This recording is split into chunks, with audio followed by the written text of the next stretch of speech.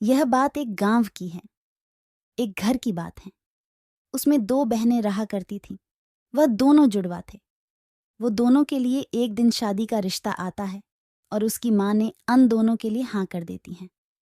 और कुछ हफ्तों बाद अब समय आ चुका था हल्दी का और उसकी दादी आके बोली, बेटा चलो, ये भी दोनों तैयार हो जाओ, तुम्हारी हल्दी होने वाली है। और दोनों को एक ही कपड़ा मिलता है। वो दोनों बहुत खुश हो चुके थे, लेकिन उनके घर पर एक खड़ूस पड़ोसी थी। वो बोली, अरे तुम दोनों की हल्दी में बहुत गड़बड़ है।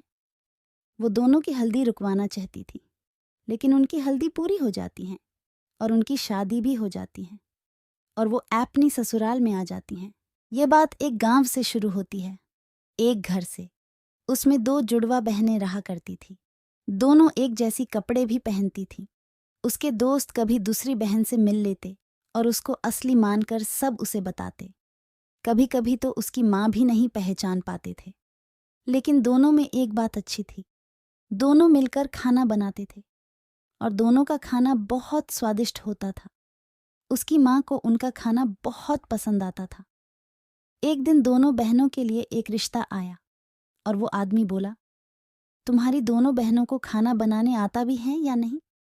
उसकी माँ बोली, उसको बहुत अच्छे से बनना आता है और उसकी दोनों बहन बहुत अच्छा खाना बना के लाती है, जिससे वो आदमी रिश्ता तय कर देता है।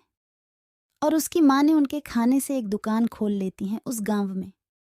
धीरे धीरे उसके घर बड़ा हो जाता है और उसकी ससुराल भी बहुत बड़ा होता है। यह बात एक गांव से शुरू होती है, एक छोटे से घर में। उसमें उसकी सास और बहू रहा करती थी।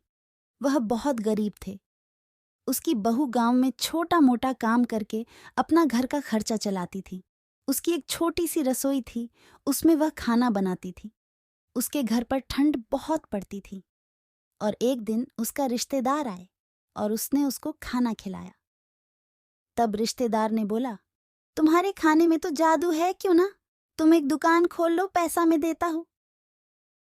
तब उसने गांव में एक छोटा सा दुकान खोल लेती हैं अपने खाना का और जो काम करने जाने वाले लोग वहां पर आके खूब खाते थे।